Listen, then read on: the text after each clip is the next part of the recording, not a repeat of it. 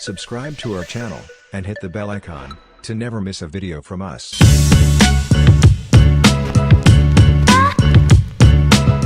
Hi everyone. Today we have with us Ms. Aparna Gupta. She is an experienced service professional with over 15 years of experience in consulting and advisory roles.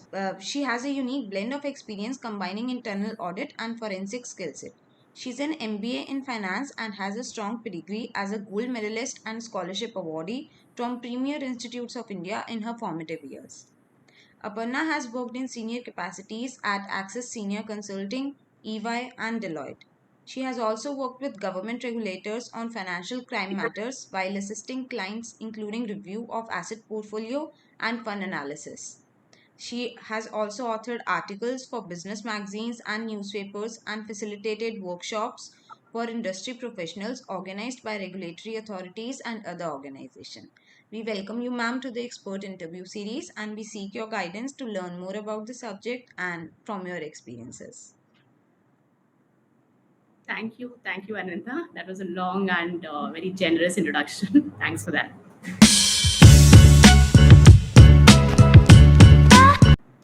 So I think it's been exciting and interesting journey. It's been 15 years, and I started my journey with a campus placement onto a boutique firm. Went on to join EY, which was my dream company at the time. And I was rejected by EY and SRCC, so all the more kind of sought after. And then, as I say, it's the history, moved on to GT and then recently Deloitte.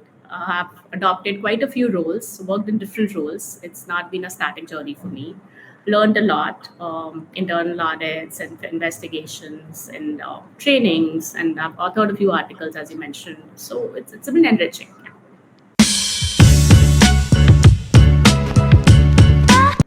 Okay. So it depends.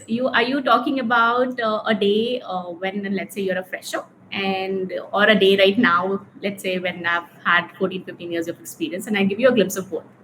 When you're just starting out, I think it's more straightforward and stable for you.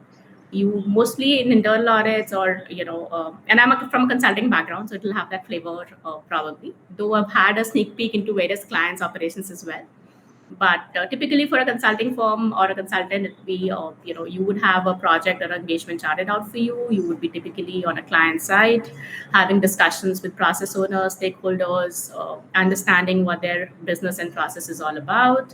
At the same time, identifying risks, what that are typically there. Do a little bit of documentation. So it's fairly charted out. You kind of are on the client side, and the engagement that you are on, you're supposed to kind of do that for a month, 2 months, depending on the duration, and submit a report at the end of that. But fast forward 4 5 years, you become a manager or a senior manager. You're handling multiple engagements, multiple client discussions, scoping. Your bosses are calling out to you for a report which has not been given in.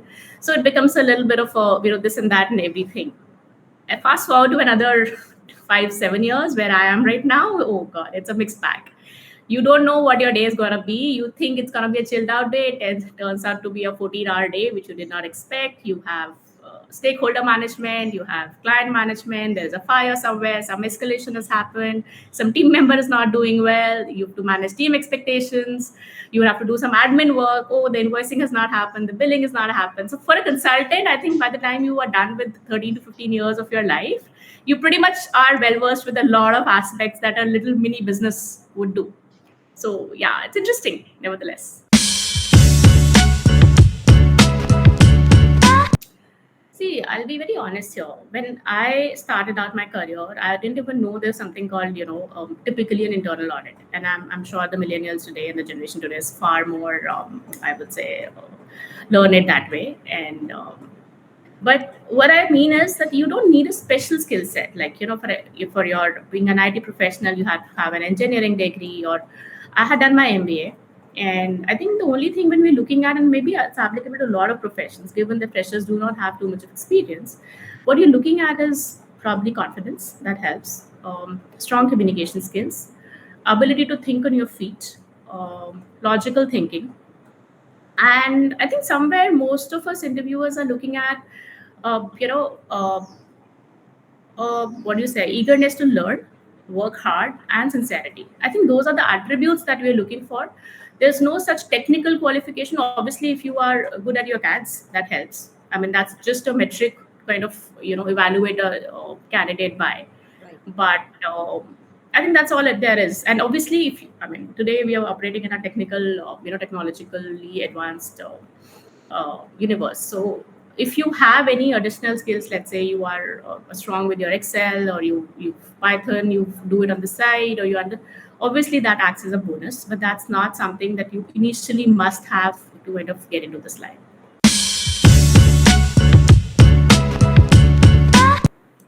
Okay, that's what I think. I mean, I kind of touched upon. So, in terms of, again, technical and technology, I think the only one thing that stands out for a risk and investigation kind of a career would be analytics. There is tremendous amount of analytics that you end up doing, and if you have a command over, let's say, your basics, it could start with an Excel, it could go up to an SQL, Python, etc. So if you have a command in any of these languages, if you get strong with your analytics, that really helps. I mean, so today what happens is, for example, I'll give you a scenario. I am a part of the investigations team. Okay, I lead a lot of investigations. But then we have a dedicated analytics team.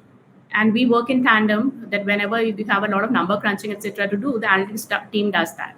But imagine a scenario wherein you yourself understand analytics, how it is to be done. It becomes so much more powerful because you know the business objective you're looking at, and you also know how to get it done through the analytics, right?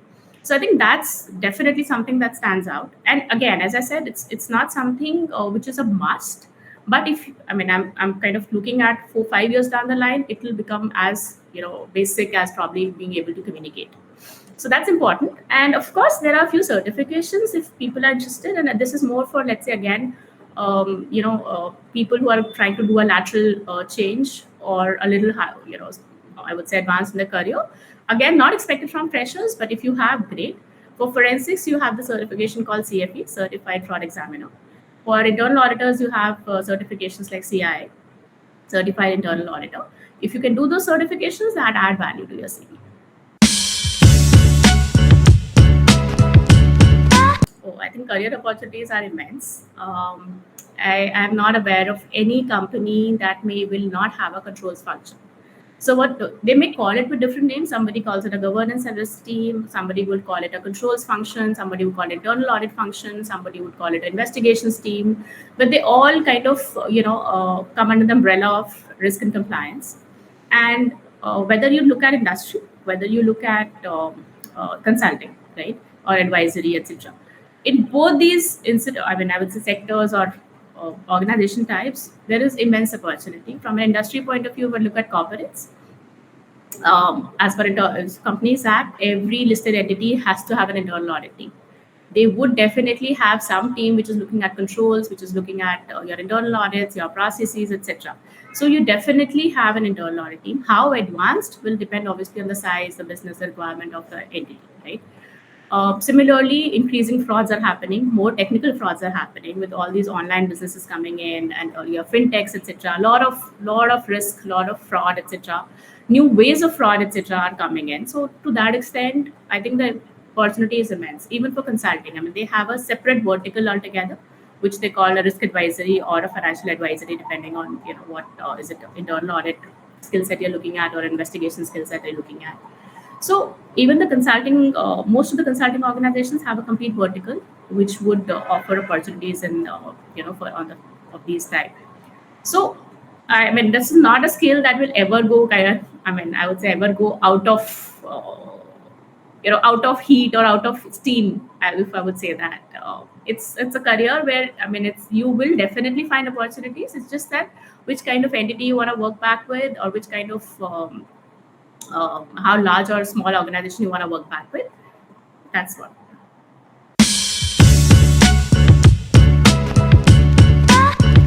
Okay. What advice? I would just say that I think most of these, most of the roles and what I have seen in the last 15 years are demanding. So kind of be prepared to give in what you have.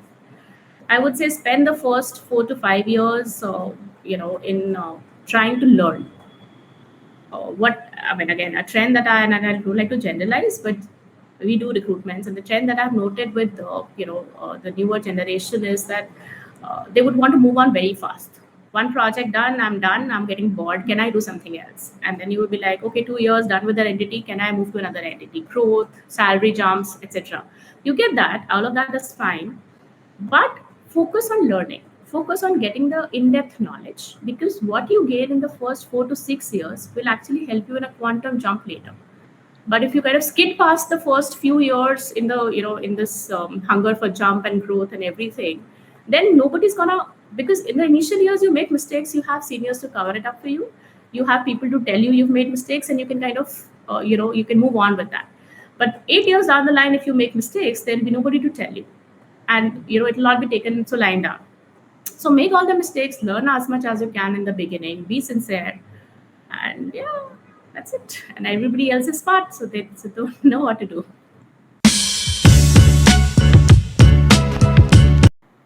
Okay. Okay, that's a straightforward one for me. For me, it's my life, my rules. Subscribe to our channel and hit the bell icon to never miss a video from us.